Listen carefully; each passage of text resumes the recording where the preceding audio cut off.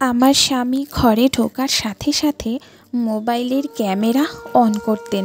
আমি তাকে বুঝিয়ে বলতাম যে এসব কথা রেকর্ড করতে নেই, কিন্তু তিনি আমার কথা না শুনে বলতেন। এই সময়টা আমার কাছে চিরদিন স্মৃতি হিসাবে আমি রাখতে চাই। কিন্তু একবার আমি তার মোবাইল চেক করে দেখি মোবাইলে আমাদের একটাও ভিডিও ছিল না। আমার সন্দেহ হলো এবং আমি আলমারি খুললাম। আলমারি খোলার সাথে সাথে যেন আমার প্রাণ বেরিয়ে যাওয়ার মতো অবস্থা হলো, কারণ আমার স্বামী তো কেন জানি না কয়েকদিন ধরেই অদ্ভুত অদ্ভুত ভাবনাগুলো আমাকে কষ্ট দিচ্ছিল। আমার স্বামী অদ্ভুত আচরণ শুরু করে, যার কারণে আমি খুব চিন্তিত ছিলাম। কোনো কারণ ছাড়াই সে আমাকে সব কিছুতে বাধা দিত, অনেক আইন জারি করেছিল, সারাক্ষণ আমার উপর নজর রাখত, যেন আমি কোথাও পালিয়ে যাব। আমাকে ছাদের বাইরে তো দূর, জানালার বাইরেও তাকাতে দিত না। মনে হচ্ছিল যেন আমি কোনো জেলে ছিলাম। কখনো ভালোবেসে যেন আমার জন্য প্রাণ দিয়ে দেবেন এমন ব্যবহার করতেন, আবার কখনো সম্পূর্ণ অপরিচিত হয়ে যেতেন আমার কাছে। তিনি তার জিনিসপত্র লুকিয়ে রাখতেন, এমনকি আমাকে আমার ফোনও স্পর্শ করতে দিতেন না। তার সব জিনিস তিনি লক করে রাখতেন। যখনই কারোর ফোন আসতো তিনি উঠে বাইরে চলে যেতেন বা বলতেন, তুমি বাইরে যাও, আমি ফোনে কথা বলবো, আমার কথা তুমি শুনবে না। এবং আমার কথা গোপনে শুনে আমি পছন্দ করি না, এবং সুভাষের কথা শুনে আমি খুব লজ্জা পেতাম। সুভাষ তার আলমারি সব সময় তালাবদ্ধ করে রাখতেন এবং আলমারিটির চাবিটি দামি জিনিসের মতো পকেটে রাখতেন, এবং সকালে ঘুম থেকে উঠে আলমারি পরীক্ষা করতেন যে কোনো জিনিস এদিক ওদিক হয়নি তো। যদিও চাবি তার কাছেই ছিল, তবুও সন্দেহ করত যে আমি তার জিনিসগুলো তার আড়ালে যদি হাত দিই বা দেখি। মাঝে মাঝে ভাবতাম সুভাষ কোনো রোগে আক্রান্ত, যখন তার নিজের কাজ করার হতো তখন তিনি খুব ভালো ব্যবহার করতেন। মনে হলো এই পৃথিবীতে সুভাষের চেয়ে ভালো কেউ নেই। কিন্তু আলমারিকে এতটা রক্ষা করা, বারবার দেখা আমাকে সন্দেহের মধ্যে ফেলতো। আজ সুভাষ বাড়িতে নেই, তাই তাড়াহুড়ো করে সে আলমারি তালা দিয়ে যেতে ভুলে গেছে। যেহেতু আমি সুভাষের বউ, তাই ভাবতাম যে ওই আলমারিতে কী এমন আছে যার জন্য সুভাষ কখনো তালা দিতে ভোলে না। আর আজ আমি সুযোগ পেলাম সেরা দেখার।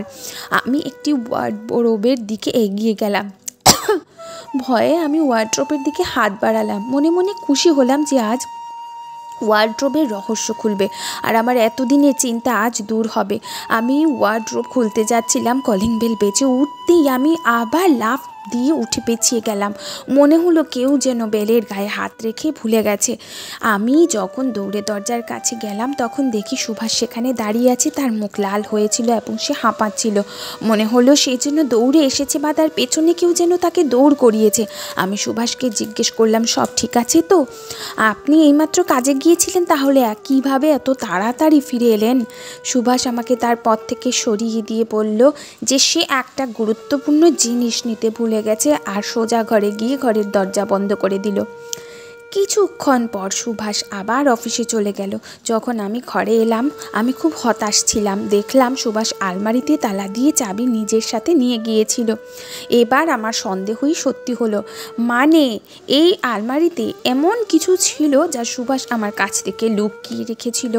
আমার হৃদয় আমাকে বলছিল যে কিছু অবশ্যই ভুল আছে, খারাপ কিছু ঘটতে চলেছে। আমি মাথা ধরে বসে রইলাম। ছোটবেলা থেকেই আমার বুদ্ধি খুব তীক্ষ্ণ ছিল।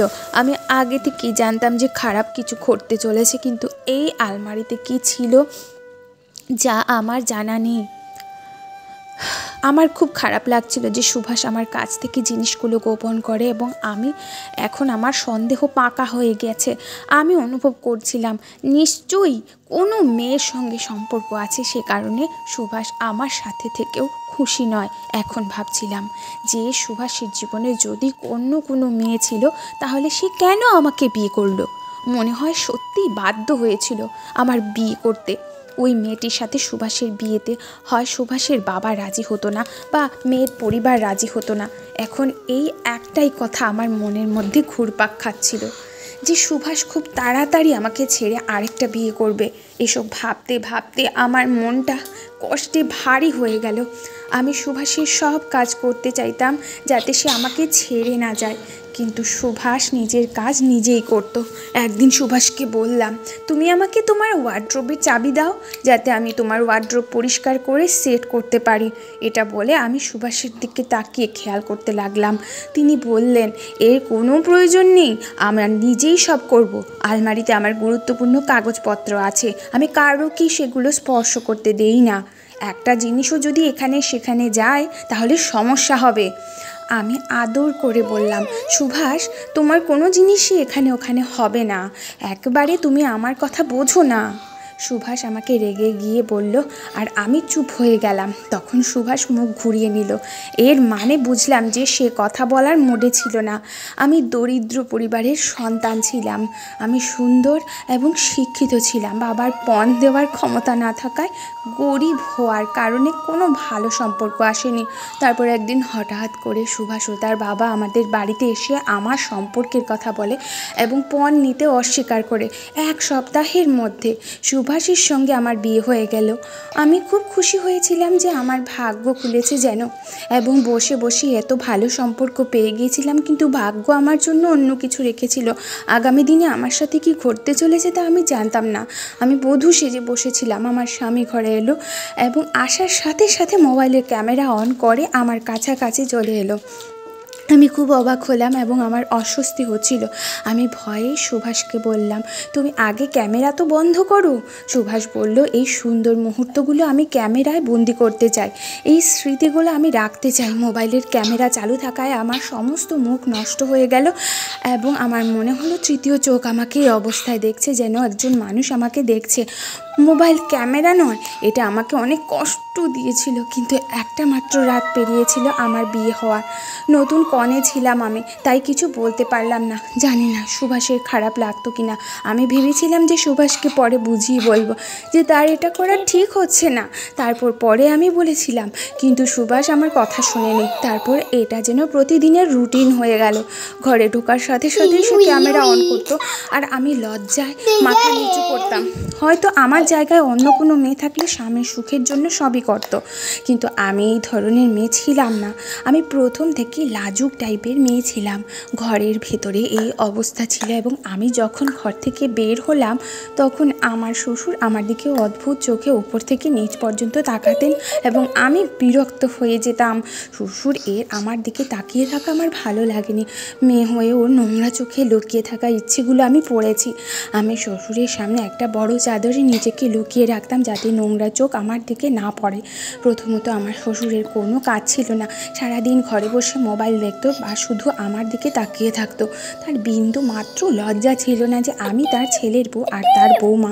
মাঝে মাঝে মনে হতো সুভাষকে সব খুলে বলি, কিন্তু আমি জানতাম যে এই সুভাষ আমার কথা বিশ্বাস করবে না। এই বাড়িতে এসেছে মাত্র 6 থেকে 8 দিন।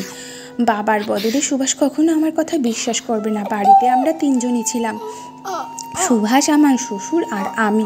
তবে আমি আমার শ্বশুরকে এই জন্য ধন্যবাদ দিতাম যে সে আমাকে স্পর্শ করার চেষ্টা করেনি। সে শুধু চোখ মেলে আমার দিকে তাকিয়ে থাকতো। কিন্তু অনেক সময় হাত সেই কাজ করে না যা চোখ করে। একবার সুভাষ স্নান করেছিলেন। আমি যখন গোপনে তার মোবাইলটি তুলে দেখি আমি অবাক হয়ে গেলাম, কারণ তার মোবাইলটিও আঙুলের ছাপ দিয়ে লক ছিল এবং সুভাষ চলে যাওয়ার আগে আমি তার মোবাইলটি যেমন ছিল তেমনই রেখে দিলাম এবং সারাদিন মনে মনে একই কথা ভাবতে থাকি যে তার আলমারিটিও তালাবদ্ধ, ফোনটাও লক, এমনকি তারা আমাকে কোথাও যেতেও দেয় না।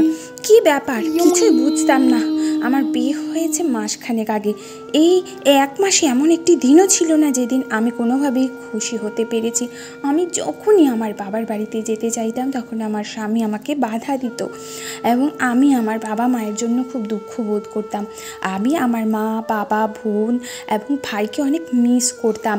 এই প্রথম আমি এতদিন আমার আপন লোকেদের থেকে মানে মা বাবার থেকে দূরে ছিলাম।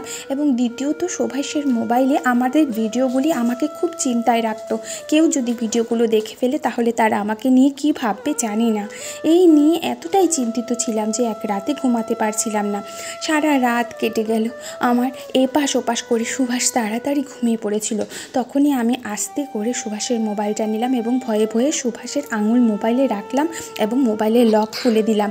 মোবাইলটা নিয়ে অন্যদিকে ঘুরে কম্বল দিয়ে মাথা ঢেকে আরামে মোবাইল ঘাঁটতে লাগলাম। আমার হৃদয় জোরে জোরে কাঁপছিল। মনে হচ্ছিল হাড় ভেঙে যেন হৃৎপিণ্ড বেরিয়ে আসবে। সুভাষ চোখ খুলে আমার হাতে তার মোবাইল দেখলে সে খুব রেগে যাবে, এমনকি আমাকে বাড়ি থেকে বের করে দেবে, কারণ সে তার জিনিস নিয়ে খুব খুঁতখুঁতে ছিল। সব মোবাইল সার্চ করার পর জোরে ধাক্কা পেলাম।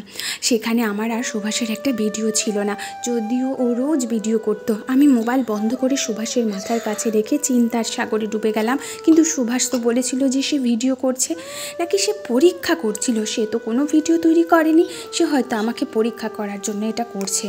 এরকম অনেক প্রশ্ন আমার মনে ঘুরপাক খাচ্ছিল এবং বুঝলাম সুভাষ যখন বাড়িতে থাকতো না এবং আমি যখনই কোনো কাজে শ্বশুরের সামনে দিয়ে যেতাম, সে তার মোবাইলে কিছু একটা দেখে আমার দিকে তাকিয়ে বলতো, বাহ কি ভিডিও, দেখে মজা এসে গেল।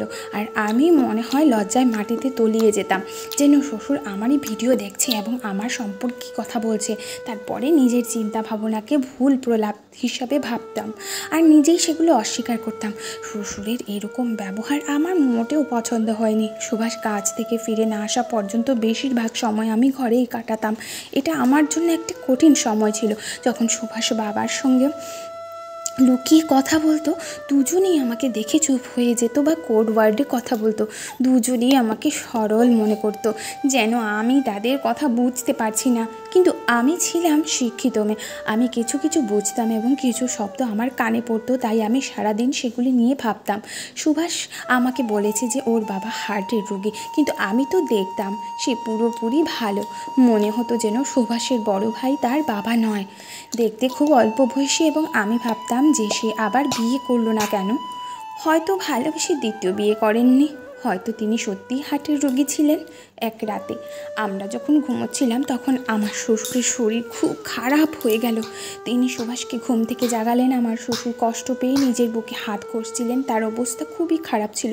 শ্বশুর মশাই বারবার সুভাষকে বলছিলেন আমাকে ডাক্তারের কাছে নিয়ে চলো, আর সুভাষও ভয় পেয়ে গাড়ির চাবি নিয়ে বাবাকে ধরে ধরে বাইরে এসে দরজাটা ভেতর থেকে আটকে দিতে বলল। একটা জিনিস খেয়াল করলাম, সুভাষ আর আমার শ্বশুর বাড়িতে আমাকে কখনো একা রেখে যেত না। দুজনের একজন অবশ্যই বাড়িতে থাকতেন। কখনো দুজনে বাধ্য হয়ে বাসা থেকে বের হলে বাইরে থেকে দরজা লাগিয়ে দিত আর আমাকে বলতো তুমি বাসায় একা, তাই বাইরে থেকে তালা দিয়েছি। এই জিনিসটা মোটেই আমার ভালো লাগতো না, কিন্তু আমি চুপ থাকতাম, কারণ আমি তর্ক করতে পছন্দ করতাম না। আমাদের নতুন নতুন বিয়ে হয়েছিল তখন, এবং আমাকে অনেক জায়গায় চুপ থাকতে হয়েছিল। এদিকে আমার শ্বশুরের স্বাস্থ্যের এত অবনতি হয়েছিল যে মনে হচ্ছিল তিনি মারা যাবেন। তার গায়ের রং সম্পূর্ণ সাদা হয়ে গিয়েছিল। এর আগে কখনো তার স্বাস্থ্যের এত অবনতি ঘটেনি। সত্যি কথা বলতে কি, আমার শ্বশুরের অসুস্থতা নিয়ে আমি মোটেও চিন্তিত ছিলাম না, এবং আমি তার জন্য দুঃখিতও না। হয়তো তিনি করুণা পাওয়ার যোগ্য ছিলেন না।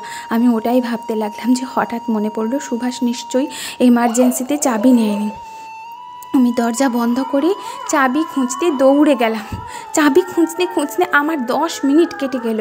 ক্লান্ত হয়ে বসে পড়লাম। তখনই মনে পড়লো যে বিছানার গদিটা তুলে আমি বসেছিলাম, আমি গদির নিচে চাবি পেয়ে গিয়েছিলাম বলে তাড়াহুড়ো করে আলমারি খুলে প্রায় প্রাণ হারিয়ে ফেলার মতোই অবস্থা হলো। আমার স্বামী আমার ধারণার চেয়ে অনেক এগিয়ে ছিল। আমি সেখানে বিশেষ কিছু দেখতে পাইনি এবং আমি হতাশ হয়ে পড়েছিলাম। সেখানে একটি ল্যাপটপ ও কিছু কাগজপত্র পড়েছিল, কিন্তু ল্যাপটপ খুলতেই পায়ের নিচ থেকে মাটি সরে গেল। আমি দ্রুত কিছু ভিডিও এবং ফটো দেখে লজ্জায় চোখ বন্ধ করে ফেললাম। সেখানে অনেক মেয়ের ভিডিও ছিল এবং আমারও ছিল, যা সুভাষ প্রতিদিন বানাতেন। কিন্তু সুভাষ চালাকি করে সেই সব ভিডিওতে নিজের মুখ লুকিয়ে রেখেছে, দেখায়নি। কিন্তু আমি সুভাষকে খুব ভালো করেই চিনতাম। তাদের কাছে অন্যান্য মেয়েদের বিক্রি করার ঠিকানাও ছিল। সেই সব থেকে জানা গেল যে সুভাষ এবং তার বাবা ছিল একটি খুব বড় গ্যাংয়ের সাথে জড়িয়ে, যারা গরিব মেয়েদের বিয়ের নামে বোকা বানিয়েছিল, কারণ সেখানে সুভাষের বিয়ের অনেক কার্ড পড়েছিল। এসব দেখে ভেতরে ভেতরে আমি ভীষণ ভয় পেয়ে গেলাম। আমি একটি বড় ফাঁদে পড়েছি, এখান থেকে বের হওয়া অসম্ভব ছিল। আমি তো ভাবছিলাম যে আমার হৃদয় যেন থেমে যাবে, আমার চোখের সামনে যেন অন্ধকার নেমে এলো।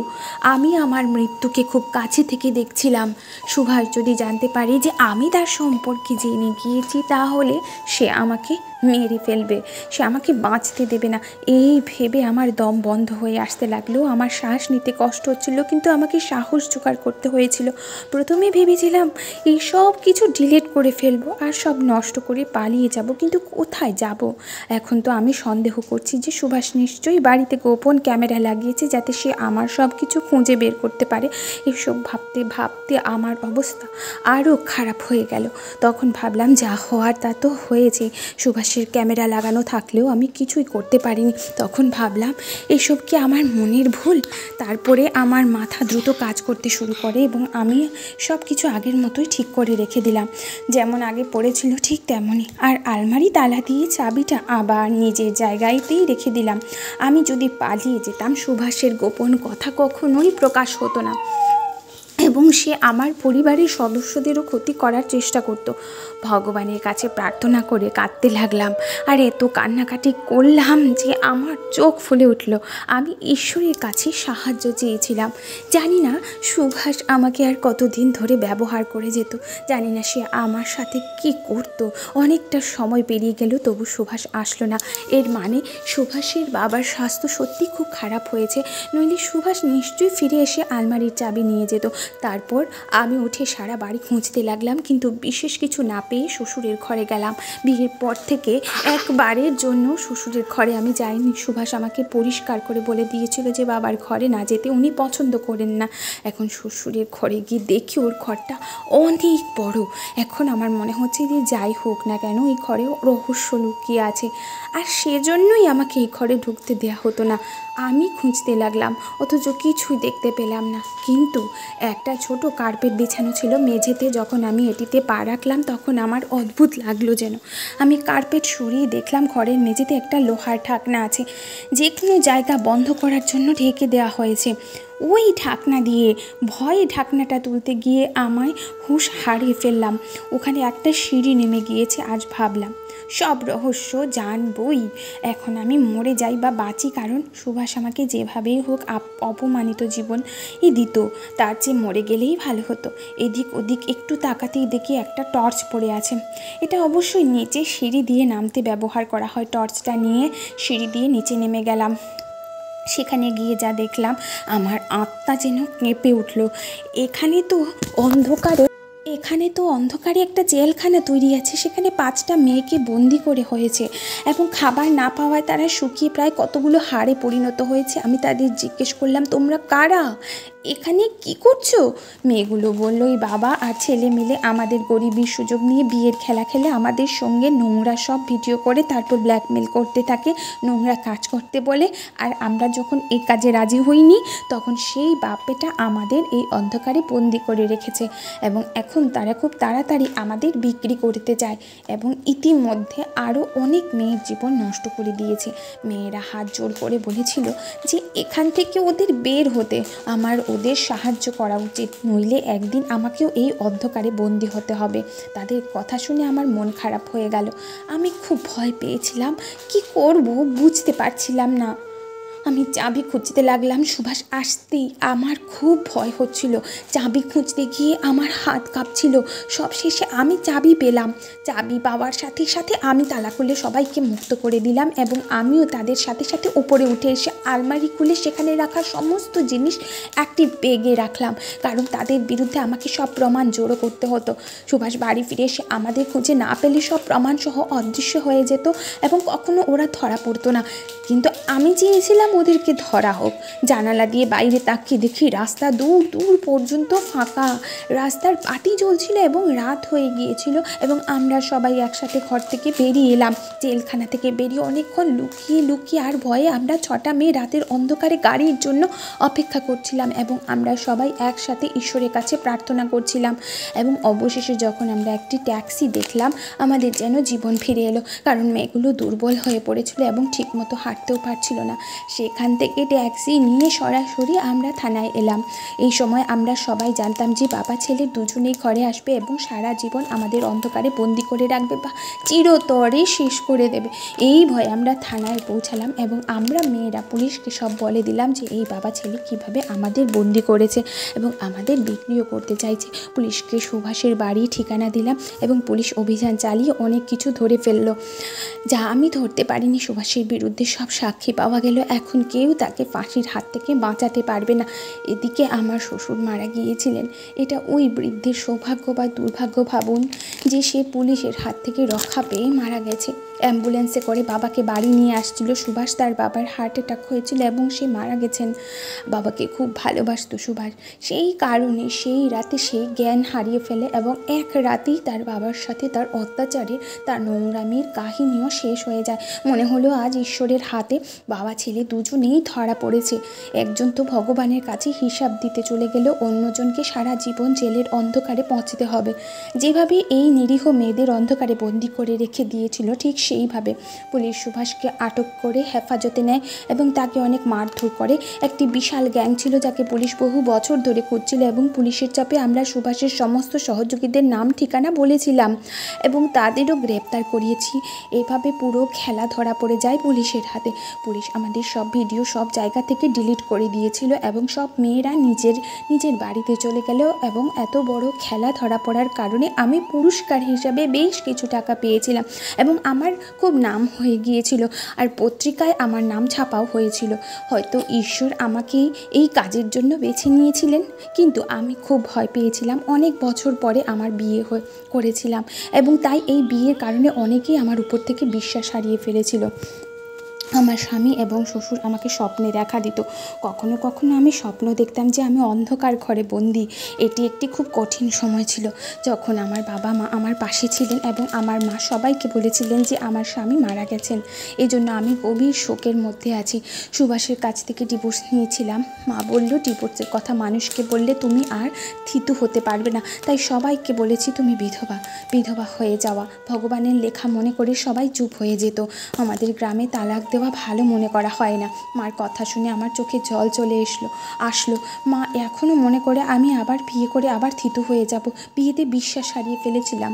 এটা সত্য যে সময় সবচেয়ে বড় নিরাময়কারী। সময়ের সাথে সাথে ক্ষত সেরে যায়, কিন্তু কিছু কিছু দাগ মৃত্যুর আগ পর্যন্ত আমাদের সাথে থেকে যায়। আর সেই দাগগুলো দেখলে সেই কষ্টের কথা মনে পড়ে যায়। এবং তারপর 2 বছর আমি আমার বাবা মায়ের পরামর্শে আবার বিয়ে করি। মোহিত আমাদের গ্রামেই থাকতো। ছোটোবেলা থেকেই তাকে দেখেছি। মোহিতের আগে বিবাহিত ছিল, কিন্তু মোহিতের সাথে তার স্ত্রীর বনিবনা হয়নি এবং 2 বছরের মধ্যে তাদের বিবাহ বিচ্ছেদ হয়ে যায় এবং এখন আমি মোহিতের স্ত্রী। মোহিত একজন খুব ভালো মানুষ এবং ভালোবাসতে জানে এমন স্বামী। আজ আমাদের 2টি সন্তান আছে। আমি মোহিতকে সুভাষের আসল সত্যটা বলিনি। শুনেছিলাম যারা নিজের কথা গোপন রাখে না, ভগবানও তাদের কথা গোপন রাখেন না। আর আমি কোনো অপরাধ তো করিনি। সুভাষকে বিয়ে করে, কিন্তু সুভাষ এরকম হবে এই ব্যাপারে আমার কোনো ধারণাই ছিল না এবং এখন আমার জীবনে আর কোনো বোঝা নেই। এখন আমি মোহিতের সাথে সুখী জীবনযাপন করছি। মোহিত আমাকে অনেক সম্মান করে। একটি মেয়ে তার স্বামীর কাছ থেকে শুধুমাত্র সম্মান এবং ভালোবাসা যায়। আমার সব কষ্ট দূর হয়ে গেল। আমি আমার আগেকার জীবনের কালো আর কষ্টের ইতিহাস চিরজীবনের জন্য বন্ধ করে দিয়েছিলাম, কিন্তু আজ আমি আপনাদের সবাইকে এইটা বলছি যাতে অনেক মেয়ের জীবন বাঁচানো যায়। সুভাষকে বন্দি করা হয়েছে, কিন্তু তার মতো লোকেরা এখনও নিষ্পাপ মেয়েদেরকে ছিঁড়ে খাওয়ার জন্য ন্যাকড়েদের মতো রাস্তায় ঘুরে বেড়ায়। আজও আমি ভাবলে কেঁপে ওঠে কীভাবে সুভাষ আমার হাত থেকে আমি বাঁচলাম। আর ঈশ্বর আমাকে বুদ্ধি দিয়েছিলেন, নিষ্পাপ মেয়েগুলোকেও আমি বাঁচিয়ে নিলাম। না হলে এই ধরনের লোকেরা নিষ্পাপ মেয়েদের নিয়ে চিন্তা করে না। তারা কারোকে ভয় করে না, এমনকি ঈশ্বরকেও নয়। ধন্যবাদ বন্ধুরা। ভিডিওটি যদি ভালো লাগে অবশ্যই চ্যানেলটিকে সাবস্ক্রাইব করে পাশে থাকবেন।